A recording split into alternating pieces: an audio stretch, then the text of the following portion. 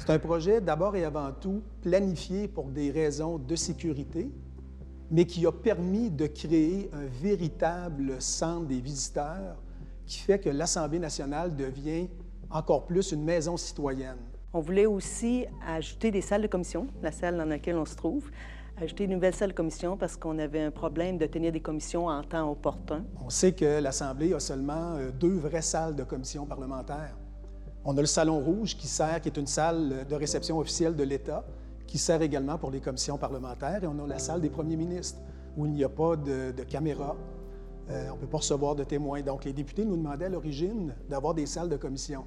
On voulait aussi ajouter des espaces pour mieux accueillir nos groupes scolaires. Mais l'espace dédié au public était très restreint, essentiellement le hall principal de l'Assemblée nationale.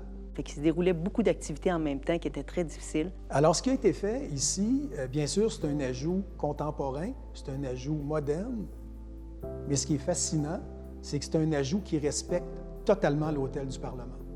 L'idée nous est vraiment venue en étudiant la façade d'origine. On la regardait, on disait, il y a quasiment autant de femmes que d'hommes par certains moments d'histoire, ce qui est assez novateur pour l'époque à laquelle la façade a été construite. Les femmes sont placées le plus haut. Il y a Wolfe et Montcalm, 2 ennemis historiques qui, éternellement, sont obligés de se tenir ensemble sur une façade. Et on s'est dit, cette façade-là a une importance énorme. Cette façade-là a aussi un courage politique pour l'époque à laquelle elle a été construite.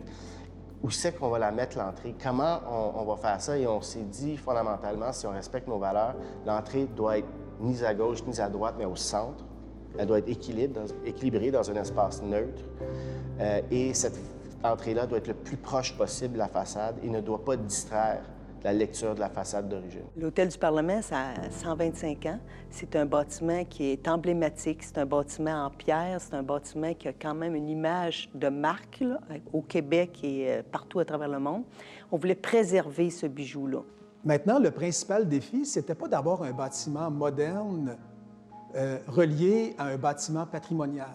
Mais c'est aussi qu'on ne voulait pas reproduire du faux vieux. C'est pour ça qu'on a évacué toute notion d'architecture carte postale iconographique où on construirait un pavillon spectaculaire devant la façade, mais plutôt de construire un pavillon sous le paysage qui, lui, est spectaculaire, mais de par son expérience. Lorsqu'on a commencé à en rêver, on le voyait aussi d'une manière un peu naïve, comme étant un beau projet qui allait se réaliser facilement, sans embûches.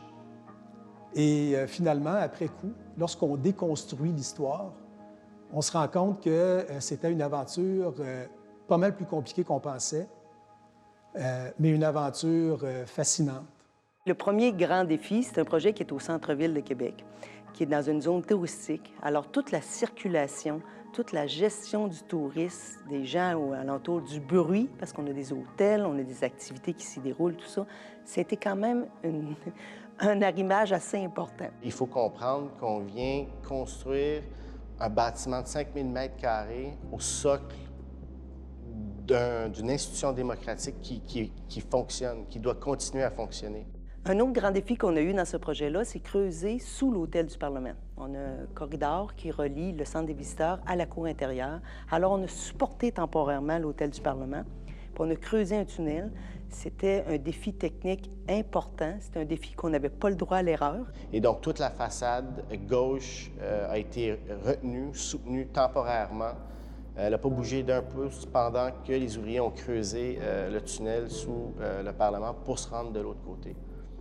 Pour le projet, il y a 92 entrepreneurs et 674 employés qui ont œuvré pour sa réalisation. C'est 3300 m³ de béton, 5,5 km de tubulure pour le chauffage radiant.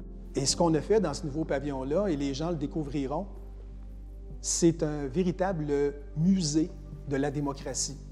On est quand même dans un lieu politique, démocratique, où l'architecture ne pouvait pas donner l'impression de pencher d'une manière ou d'une autre, même pas symboliquement. Donc, l'agora est parfaitement centrée sur la façade.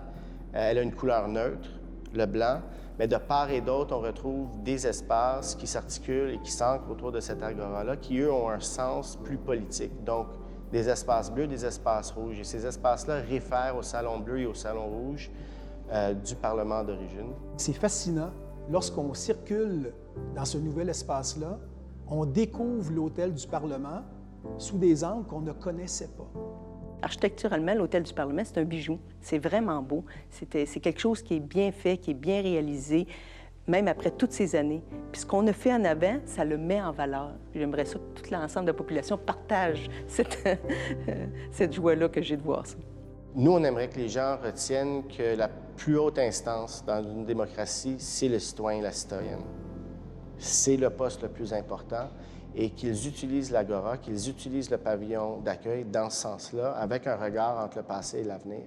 Venez voir la nouvelle maison citoyenne du Québec. Venez voir comment votre Parlement a bien vieilli. D'une certaine manière, c'est ça la démocratie. Ce n'est pas une image ou un objectif, c'est une expérience constante. Alors, pour nous, l'analogie entre notre approche architecturale, le paysage, l'origine et l'avenir, ça a été, à notre avis, un mariage parfait. Venez voir comment votre Parlement a bien évolué et venez voir jusqu'à quel point votre Parlement est devenu un Parlement cool.